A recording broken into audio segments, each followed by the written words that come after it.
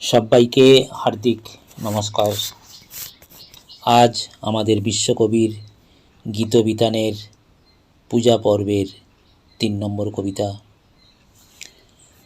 তোমার সুরের ধারা ঝরে যেথায় তারি পারে, দেবে কি গো বাসা আমায় একটি ধারে। আমি শুনব ধ্বনি কানে, আমি ভরব ধ্বনি প্রাণে, সেই ধ্বনিতে চিত্ত বিনায় তার বাঁধিব বারে বারে। আমার নীরব বেলা সেই তোমারই সুরে সুরে, ফুলের ভিতর মধুর মতো উঠবে পুরে।